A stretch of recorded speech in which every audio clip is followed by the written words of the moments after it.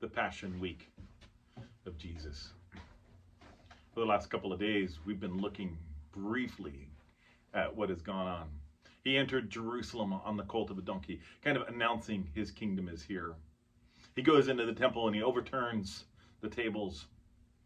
He teaches profound, insightful wisdom. And he has a last supper with his friends, only to be betrayed by one of his friends or one of his disciples with a kiss.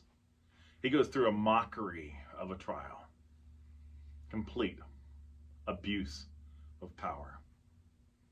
At the end of the week, he's turned over to the Roman authorities, and they pronounce the death penalty, and he carries his cross up the hill. He's beaten, he's whipped, he's scourged. A crown of thorns is placed on his head. He's nailed on a wooden beams, crucified. And then on the cross, in the pain and agonies, he says 7 different sayings. He says 7 different things while trying to breathe. He's showing great compassion. The first thing he says, Father, forgive them, for they do not know what they are doing. It is a promise of forgiveness. Initially we think, oh, that's just for the soldiers that nailed him to the cross. But Peter expands that, and Peter says in the book of Acts, no, that's for everyone. That's for all of Israel nailed him to the cross.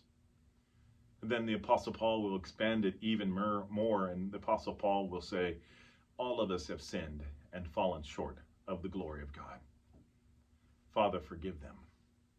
With great compassion, he's still seeking forgiveness for those who follow him. Second saying is, truly I say to you, you'll be with me in paradise. It is the promise of paradise, but who is that promise to? It's to one of the 2 thieves on the cross. There are 2 criminals. Jesus was crucified, and at the same time they went ahead and committed the same punishment on 2 other guys, both of whom were guilty of crimes. The one in the middle, Jesus, was not. One said this, Lord, remember me when you enter in your kingdom. One spoke words of faith. The other just spilled out invectives towards Jesus. One received the promise of paradise. The other received the promise of banishment. The third one is, woman, behold your son. Son, behold your mom. It's a promise of provisions. Mary's heart was wrenched unlike anyone else who watched the scene unfold. Mary, the one who received the notice from Michael, the archangel, you're going to have a boy. And then she just said, okay, I trust you. And her and Joseph wandering into Egypt and the kids being slaughtered in Bethlehem and the trials and the struggles that she had as the mom of Jesus. Remember when they got lost and Jesus was in the temple teaching the leaders? Mary's heart for her son, unlike anybody else's heart there. And now Jesus takes care of his mom. He says, Mom, John will take care of you. John, take care of Mom for me. It's a promise of provision. And then the painful words of separation, not from Mary, not from John, not from everybody else, but from God. He says, my God, why have you forsaken me? Forsaken means to abandon, means to leave helpless. It is a horrible word. Isaiah 53 says the Lord turned his face away from him. The Lord has laid on him all of the iniquity, all of the sins of the people. Sin causes suffering, and Jesus was enduring great suffering on the cross. But, my God, why have you forsaken me is also a quote from Psalm 22. And in Psalm 22, it also talks about the great power of God. Listen to this. It says this, but you, O Lord, do not be distant. O my strength, come quickly to help me. Deliver my life from the sword, my only life from the power of the dog. Save me from the mouth of the lion, from the horns of the wild beast.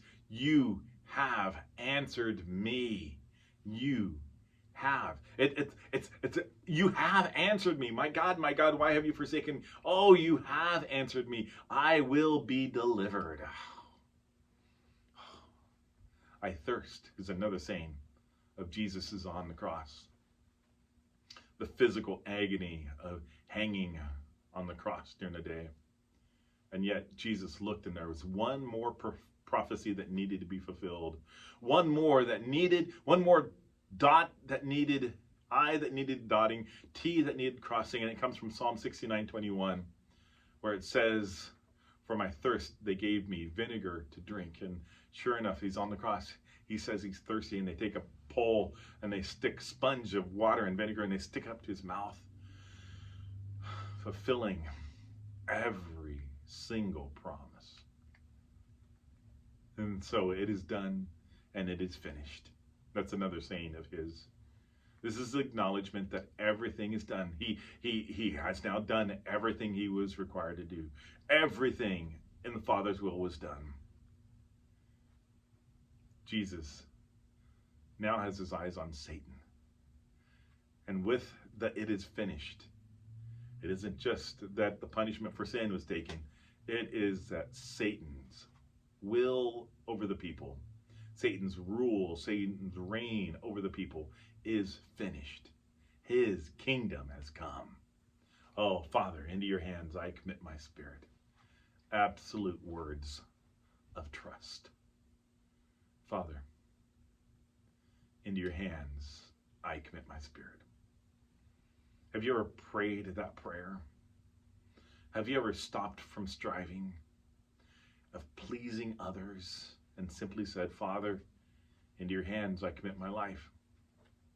If you've never prayed that prayer, if you've never asked Jesus into your life, do it now. Do it now, because one day you're going to see him face to face. And the question is, does he know you personally? Or have you just lived a life separated from him? Pray the prayer today and let us know. All right, Passion Week is concluded with the cross. But oh, there's one more thing we need to talk about. And we'll get to that in the next video.